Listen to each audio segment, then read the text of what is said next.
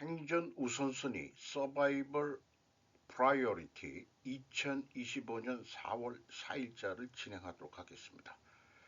미국 상호 관세는 생존 전략, 세계에는 각자 도생의 시대라는 물음표를 붙이면서 전체 제목을 생각을 해봤습니다.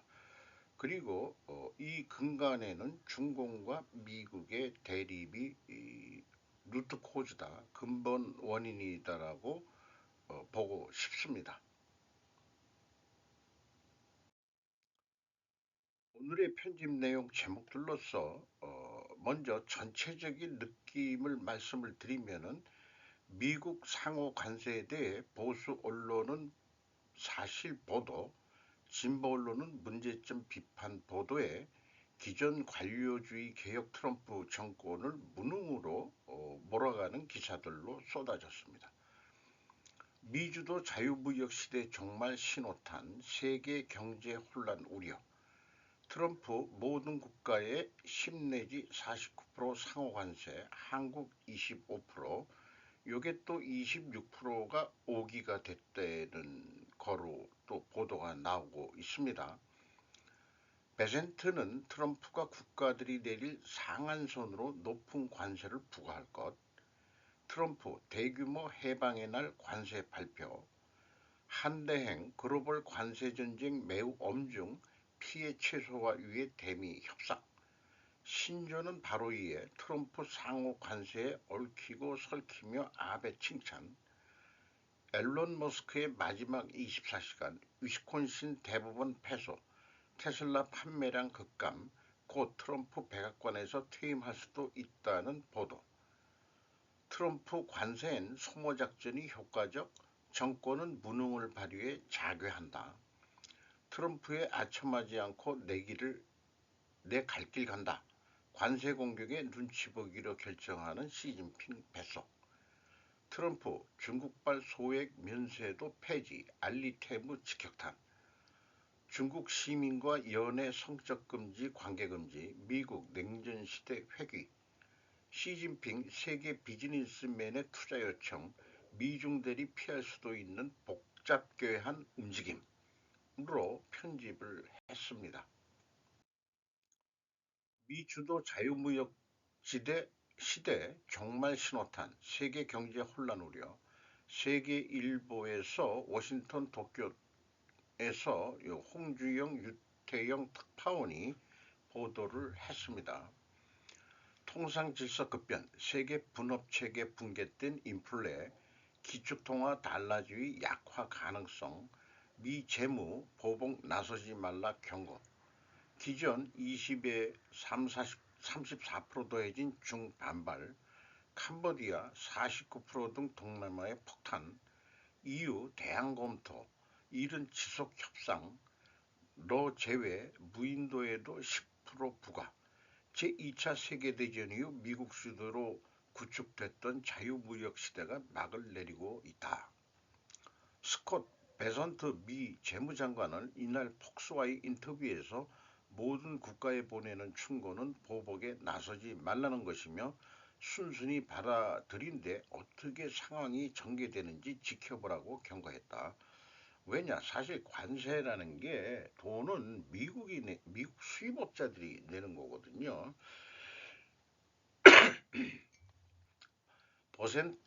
베선트 장관은 상호 관세 부과 이유와 관련 장기적인 경제 성장의 토대를 구축하기 위한 것이라며 과대한 정부 지출까지 고려한다면 미국 경제는 지속 가능하지 않다고 말했다. 이 국가별 상호관세 부과 비율에 대해서 표를 잘 만들었네요.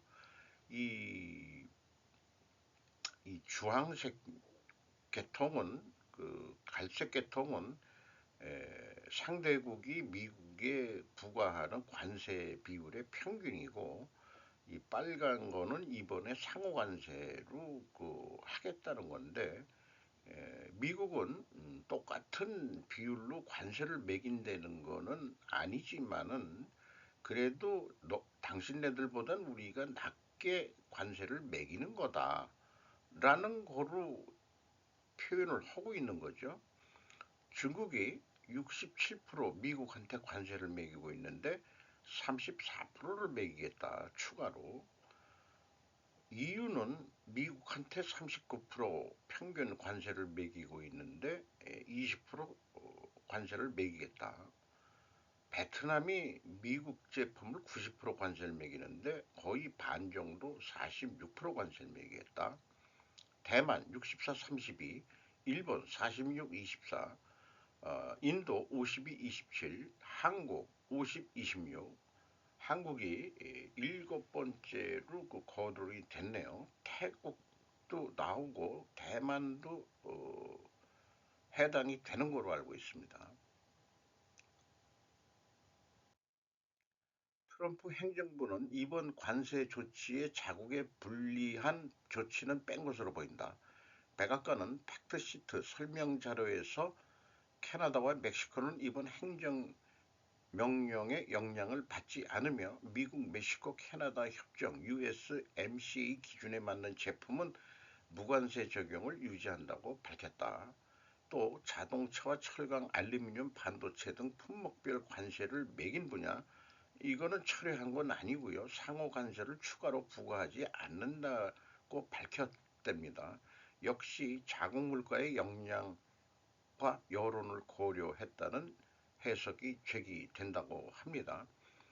EU는 대항 조치를 검토할 것이고 일본은 관세 제외 요청을 끈질기게 요청할 것이라고 하고 중국 역시 무역 상대국과 평등한 대화를 통해 이견을 적절하게 해소할 것을 촉구한다며 협상 여지를 남겼답니다. 러시아가 관세 대상에서 왜 제외됐느냐고 물었더니 캐롤라인 레비 백악관 대변인 러시아가 이미 미국의 제재 대상이라서 관세가 무의미하다고 설명했답니다. 그리고 남극 근처 무인도 허드섬과 맥도날드 섬도 10% 기본관세 부과 국가 목록에 이름을 올렸다. 어떤 저희가 있는 건지 잘 모르겠습니다. 트럼프 행정부 출범 이후 미국 관세 관련 주요 일지를 표현을 했네요. 트럼프 모든 국가의 10 내지 49% 상호관세, 한국은 25%. 이은영 기자가 조선 비지에서 보도한 내용입니다. 최대 불공정 국가 중국의 34%, 관세율 최고는 캄보디아 49%, 한미 FTA 사실상 유명 무실화. 쭉이 국가별 그 관세 상호 관세 비율을 표현해주고 있습니다.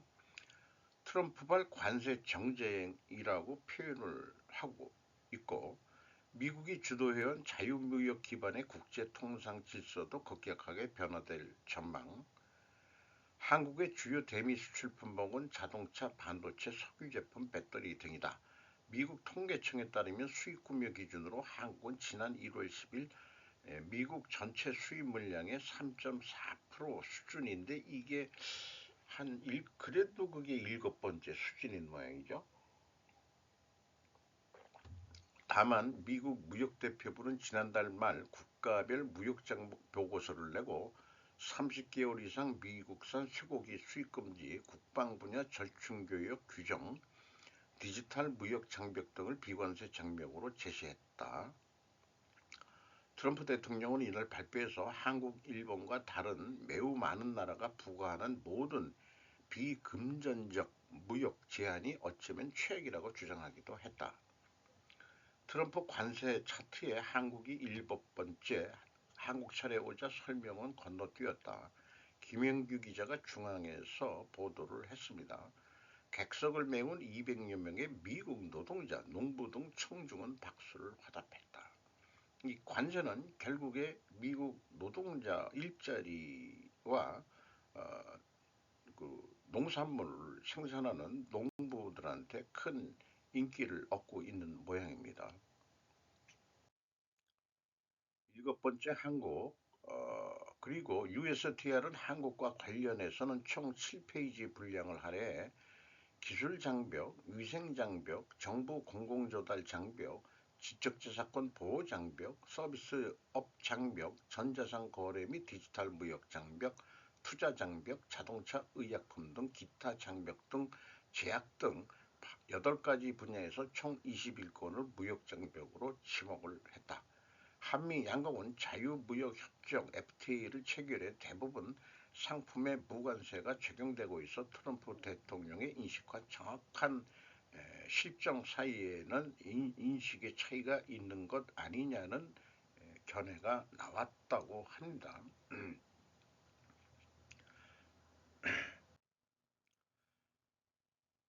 베센트는 트럼프가 국가들이 내릴 상한선으로 높은 관세를 부과할 것, 야후 파이낸스에서 보도를 한 내용입니다. 트럼프 대통령은 상호 관세의 날을 선포한 날을 해방의 날이라고 그렇게 표현을 하고 있네요. 그리고 베센트 재무장관은 높은 관세율이 각국이 인하할 수 있는 캡 역할을 할 것이라고 말했다. 상대국들도 관세율을 좀 내려야 되지 않냐. 자기네는 올렸지만은 강철과 알루미늄에 대해서 언급했고 유럽 연합도 그 보복 그걸 아니 보복이 아니고 유럽 연합에 해서 했던 거 캐나다와 멕시코, 중국, 베네수엘라 그리고 그 베네수엘라에서 석유가스를 구매하는 모든 국가는 미국과 무역할 때 25%의 관세를 부과한다. 그러면은 더 추가가 되는 거죠. 트럼프 대규모 해방의 날 관세 발표, 앤드류 로마노 야후 뉴스입니다. 이것도 4월 3일 날 전문가들은 가격 인상과 경기 침체 가능성에 대해서 경고. 요게 핵심일 것 같고요. 트럼프는 두 번째 임기의 대부분을 친구와 적국 모두에게 큰 세금을 부과하고 지연시키고 촉발하고 때로는 후퇴하는 데 보냈습니다. 그것들은 보편적입니다. 이는 미국과 세계의 관계를 근본적으로 변화시키기 위한 전체 과세 시스템입니다. 트럼프의 정치 경력을 따라온 사람이라면 이번 사태도 놀라운 일은 아닙니다.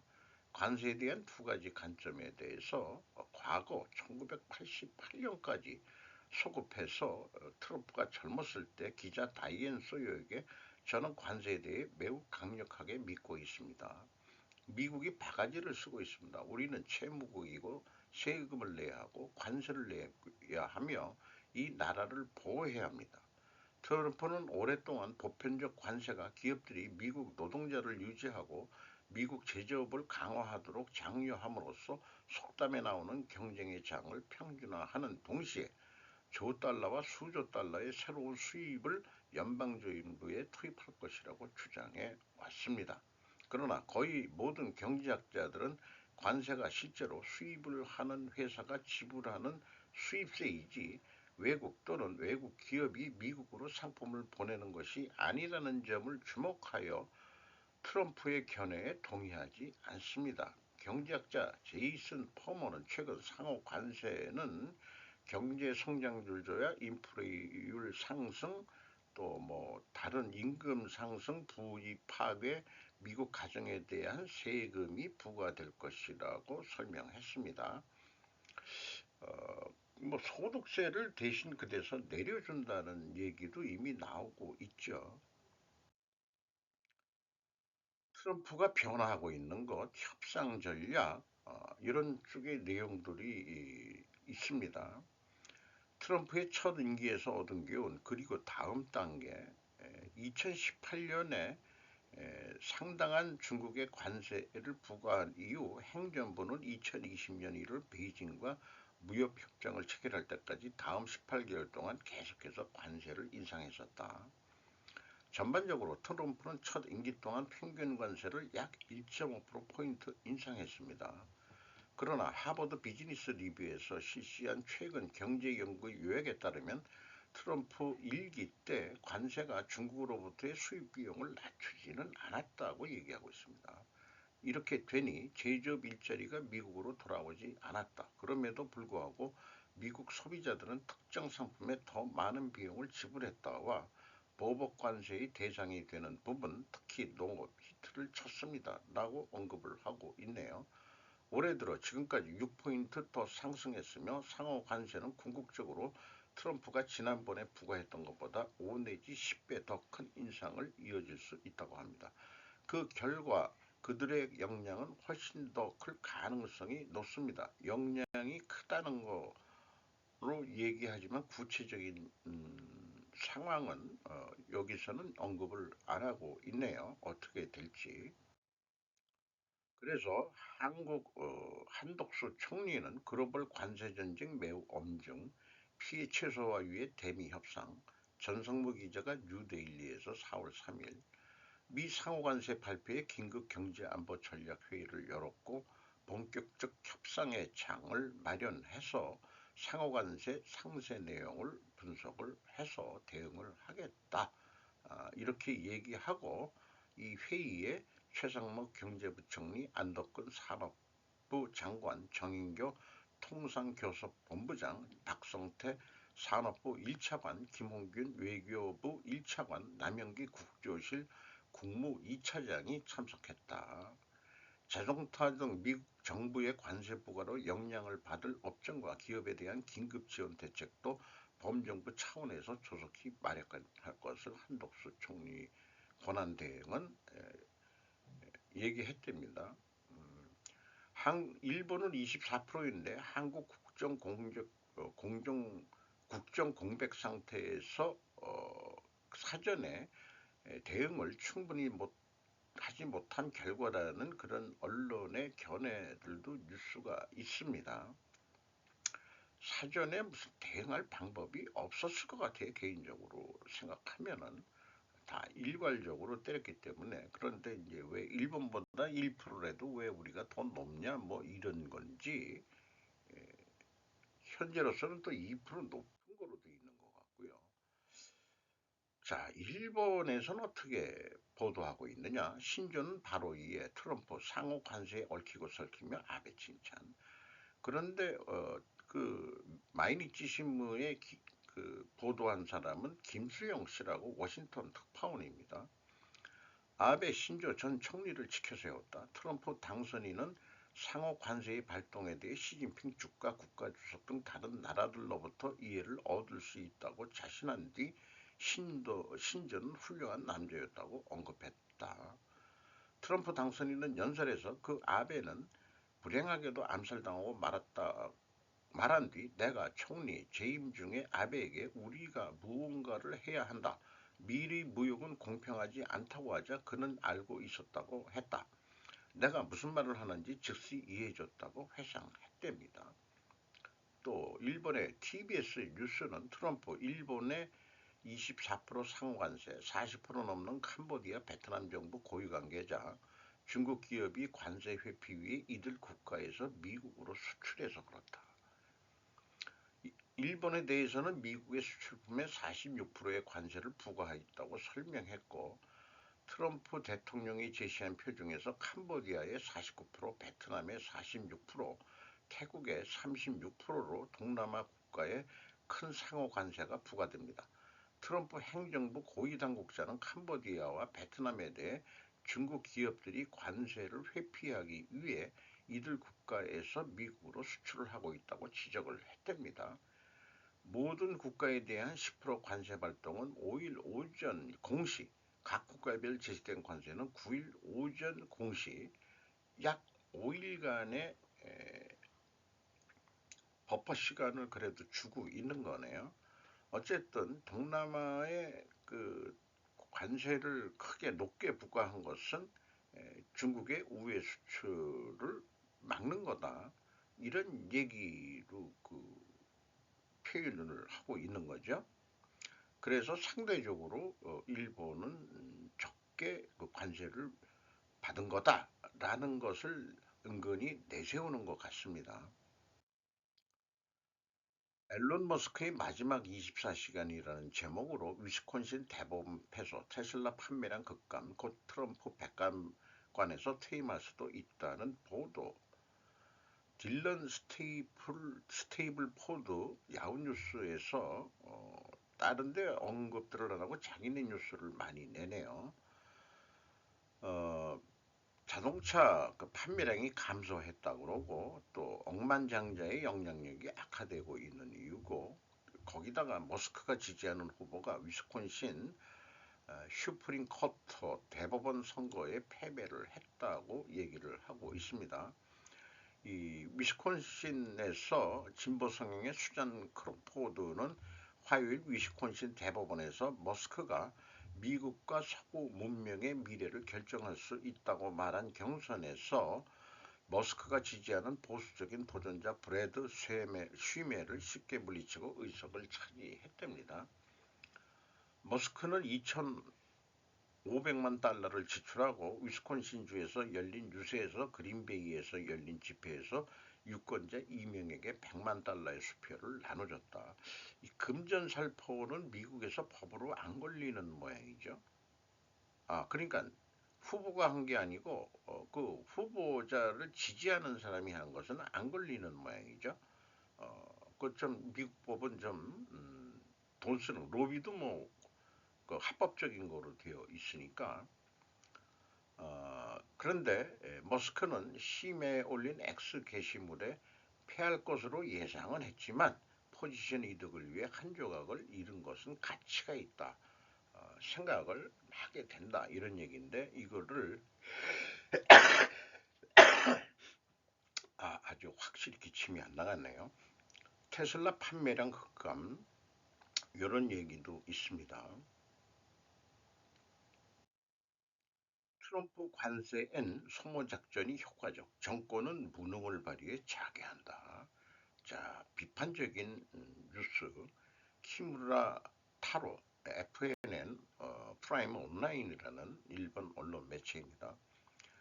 트럼프 미국 대통령의 관세 공세에는 복싱의 로프와 로프 전술이 효과적인 대응책일지도 모른다. 공격을 계속 피하는 거죠. 어, 앞으로 일본으로서는 미국과 경제적으로 정면 충돌은 할 수 없을 것이다.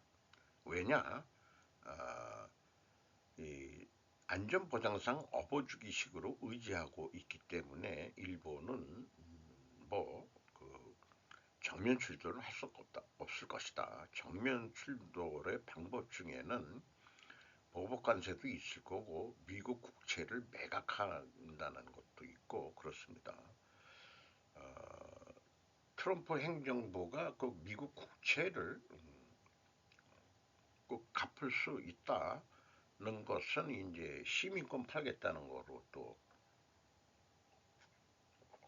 나고 있죠. 그런데 여기서 트럼프 행정부 무능 발휘에 자괴하고 있다.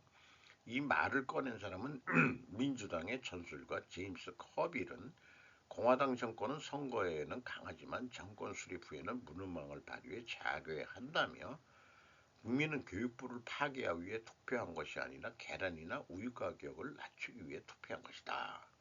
이렇게 공격을 하고 있습니다. 계란값이 현재 되게 뛰고 있으니까.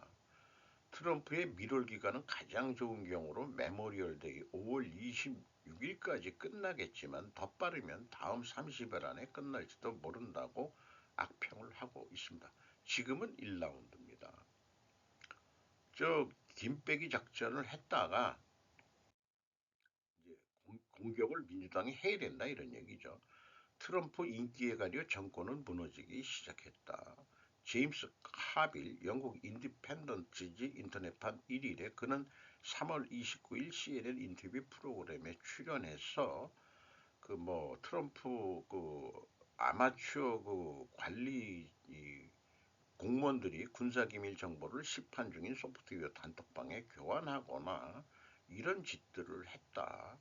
뭐 유엔 대사 임명을 취소하는 등 정권의 바보 취급과 어릿광대가 드러나 이미 붕괴가 시작됐다고 거절했다는 표현을 했네요. 그리고 이기 행정부는 그 연방정부를 해체하는 데 집착하고 있습니다. 이게 관료주의 개혁이라고 저는 보고 있는데 그리고 이를 위해 현대 역사상 가장 무능한 내각에 신뢰를 두고 있습니다. 기존의 관료 공무원 출신들을 전혀 믿을 수가 없으니까 또 많이들 우리가 쓰는 얘기가 오죽하면은 자격이 없는 사람들, 그런 사람들을 쓰겠느냐라고 또 보수 언론 쪽에서는 얘기하기도 하죠. 그런데 그 세계 플로레스 단체 거물이 교육부 장관이 되는 것은 있을 수 있는 얘기냐, 뭐 이런 식으로 이제 까고 있네요. 또 앞서 여기 보도한 위스콘신 대법관, 이 법관은 선거를 하는 모양입니다. 미국은 그냥 그 선출직이, 그러니까 우리나라처럼 그냥 그 시험 잘 보고 그 잘 외우면은 되는 게 아닌 모양이네요.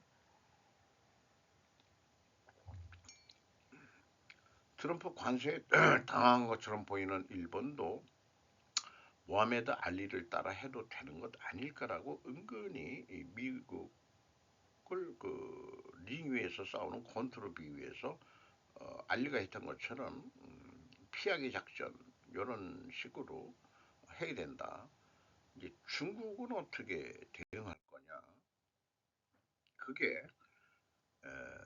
트럼프에 아첨하지 않고 내 갈 길 간다. 관세 공격에 눈치 보기로 결정하는 시진핑 배속이라는 제목으로 릴리 파이크가 포린 폴리시지 기자인데 일본판 뉴스 위크지에 기고를 한 내용입니다. 침체된 중국 경제를 몰아붙이는 트럼프의 관세 공격, 캐나다와 멕시코로 전례로 인해 가드를 내리고 있지만 이제 권투 비유를 자꾸 하고 있네요. 그 어느 때보다 도전적인 자세를 보이기 시작한 시진핑의 책략은 이렇게 설명을 시작하고 있습니다. 바다 건너 중국 정부는 달랐다. 링에선 경험이 풍부한 복서를 부탁하며 우선 제1라운드는 관망세로 접어들었다. 싸움은 이제 막 시작이고 지금은 체력을 온전하는 것이 제일 그런 것 같다. 중국 정부는 치밀하게 계산된 외교를 필요로 한다는 사정이다.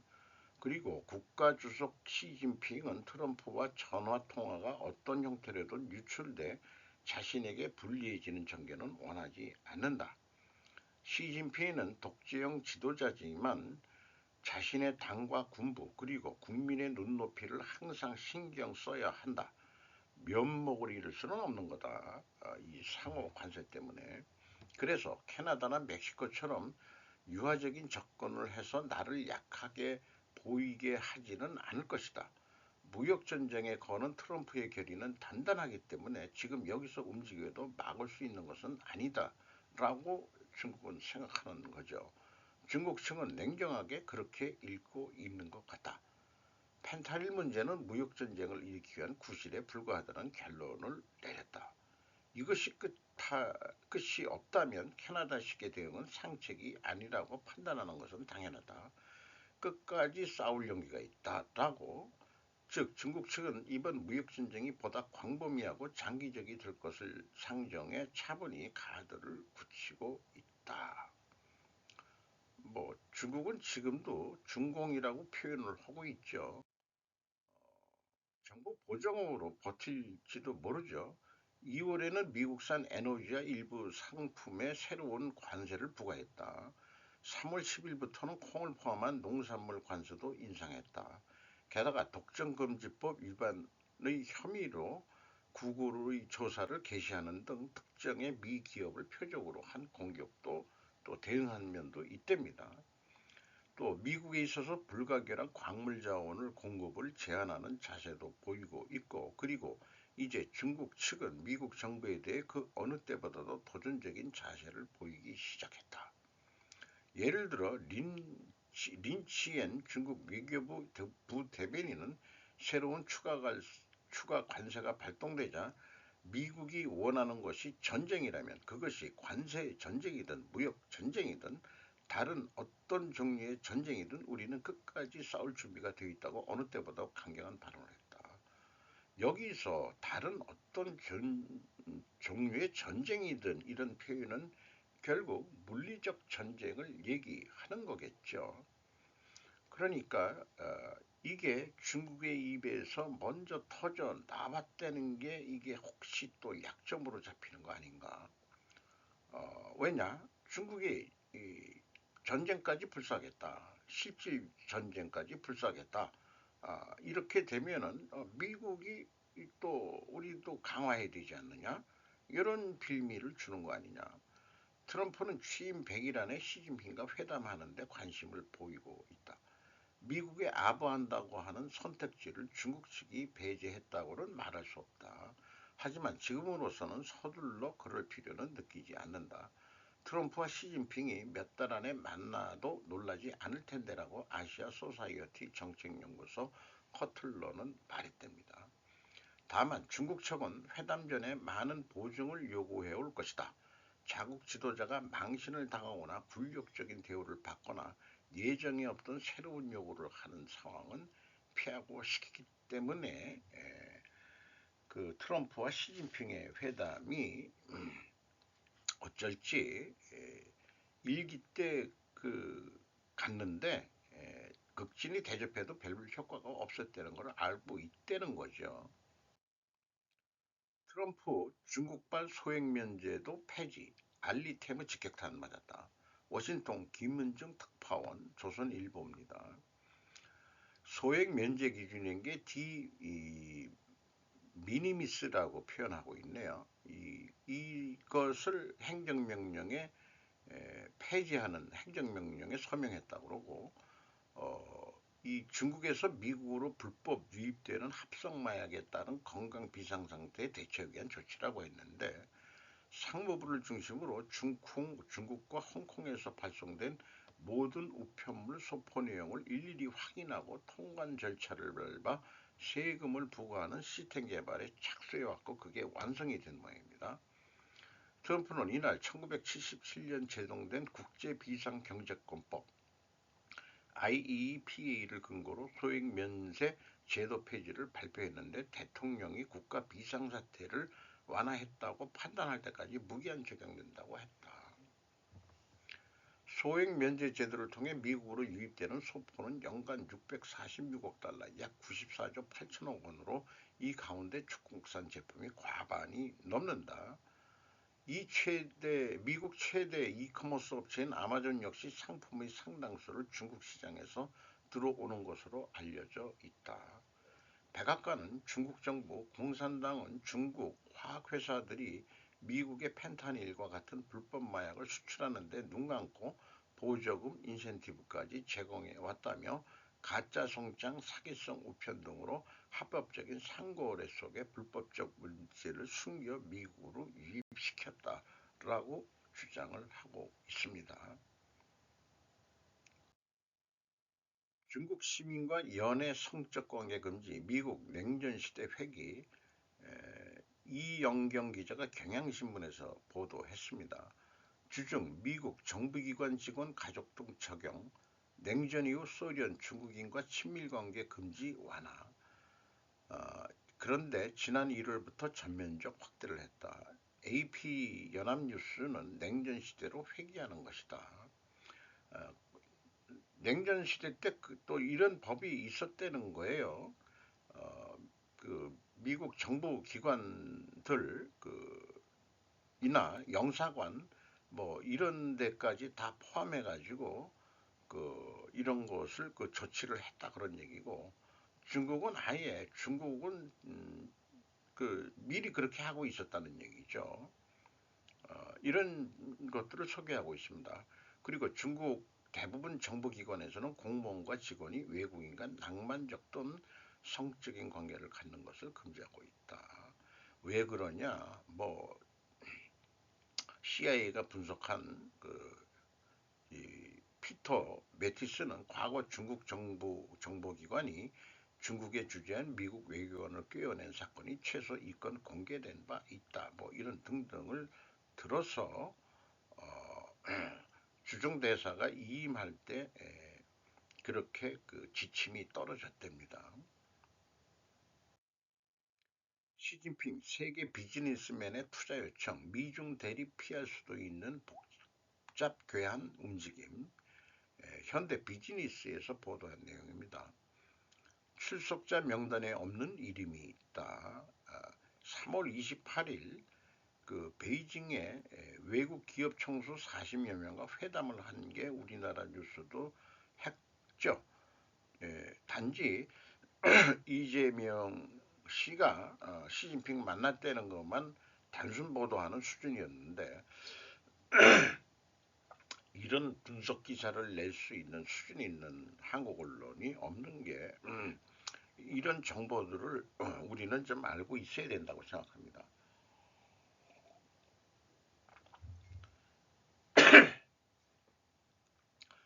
어, 의아한 일 발생을 했는데 니온 괴이자 신문은 중국 외자 연결 금지 서두르다 CC, 도요타와 BMW, 톱 등과 회담, 기업은 반스파이법 염려의 표제로 기사와 출석자 리스트를 게재했다. 이런 반대 뉴스 같은 게 나와 있다 이런 얘기예요. 그래서 여기 이번 참석자 명단에는 도요타 자동차, 그다음에 히타치 제작소, BMW, 삼성전자, 페덱스, HSBS, 홍콩 상하이 뭐 뱅크 뭐의 약자죠. 어, 사우디 아람코, 저명 투자자, 브릿지워터 어소시에이트 창업자, 레이 달라오시 등 8명의 이름이 적혀 있었다. 29일이 니케이 지면에는 중요한 슈파르츠만 씨 이름이 기술돼 있지 않았다. 디커플링 회피인가? 관심은 참가자 리스트 21명에도 이름을 올린 스테판 A 여기 나오는 아까 발음을 어떻게 하나요? 그 스와츠만 브렉스톤 CEO인 것 같습니다. AP통신이 전달한 사진 컬러에 그 슈바르츠만 씨는 퍼플, 보라색 실크 넥타이를 착용하고 있는 것으로 볼 수 있다. 이 넥타이는 2016년 그가 사재 1억 원을 더해 약 5억 달러의 기금을 전 세계에서 모아 총 6억 달러, 약 960억엔을 베이징 CC의 모교이기도 한 칭화대에 창설한 국제관계학 석사 프로그램 장학제도, 슈바르츠만 스칼라즈, 영국 옥스퍼드대의 로즈 스칼라십을 염두에 두고 설립을 했다는데 의 상징적인 아이템으로 말하자면 교복과 같다. 슈어츠먼 씨가 중국을 방문할 때마다 슈어츠먼, 슈바르츠먼, 자완 어떻게 발음하든 꼭 보라색 넥타이를 맨다는 것은 아는 사람만 아는 얘기다. 즉 중국을 받아들이는 것은 기회를 받아들이는 것이다라고 호소하는 시시의 요구에 응해 이번에 북경을 방문한 것은 그의 대중국 기본 스탠스가 미중의 궁극적인 디컬폴링, 대립 회피에 있다고 추측할 수 있는 것 같다. 그런데 레리 핑크 세계 최대 자산 운용사 브렉락 CEO는 도널드 트럼프 대통령이 추진하는 중국의 해양지배 저지 정책으로 중미 파나마운하 항만 사업을 홍콩 거대 기업으로부터 총 228억 달러에 인수하겠다고 발표했다. 즉 미국 월가 출신의 금융 비즈니스계 거물 2명이 친 트럼프 핑크와 친 시진핑 스워츠만의 대립관계가 되는 것 아니냐는 것이다.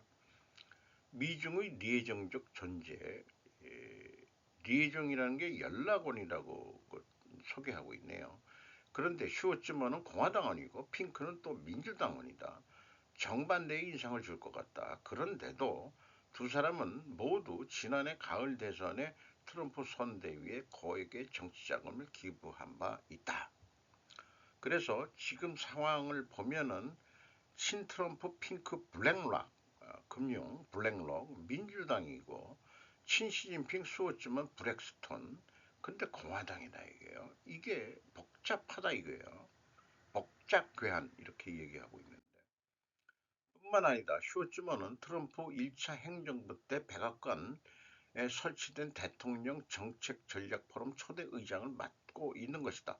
그 정책 포럼의 일원이 있던 핑크 씨는 정권 발적 1년 후인 2018년 초 실은 미국 최대 JP 모건의 제이미 다이먼 CEO 모두 트럼프 씨와 결별하고 있는 것이다. 트럼프 씨를 둘러싸고 금융 비즈니스계 톱도 복잡되게 한 움직임을 한다. 그리고 해는 워싱턴에서 가져갔다. 시진핑이 내 편으로 취급하는 슈어츠먼은 이제 사실 베이징시 시청구 장안가 174번지 중난하이 중국 공산당 총수의 거주지와 워싱턴 DC 펜실바니아의 거리 1600번지 화이트하우스 집무실과 거주공간 간의 리에이정 연락원 역할을 하고 있다는 것이다. 미중 디커플링이 키면이 될 것 같던 슈바르츠만 씨의 슈바르츠 어떻든 발음이 어떻든 동향에 더욱 주목해야 하지 않을까. 이런 뉴스를 보면서 글로벌 금융은 어쨌든 양쪽에 모두 투자하는 전략이라고 생각합니다. 미소 전쟁에서 누가 이기더라도 진 쪽에 투자하는 것은 손해일 수 있어도 요게 미중 전쟁으로 좀 고쳐야 되겠네요. 승리한 쪽에 투자한 것으로 이익 보장은 충분한 것이다. 이게 진실일 것이다 라고 생각이 듭니다.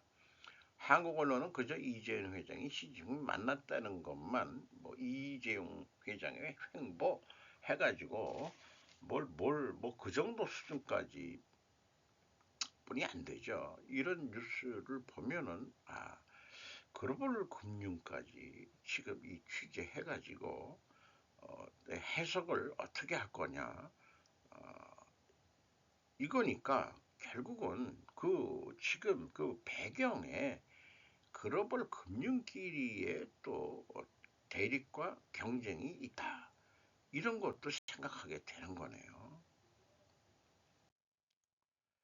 자, 오늘 이상 주요 그 미국의 상호 관세 거의 그것을 주축으로만 그 편집을 해서 만들어 봤습니다. 오늘이 4월 4일 탄핵 저기 선고 날인데 그거를 위해서 그 오늘은 좀 뉴스를 기다려 봐야 될 것 같습니다. 이상 마치도록 하겠습니다.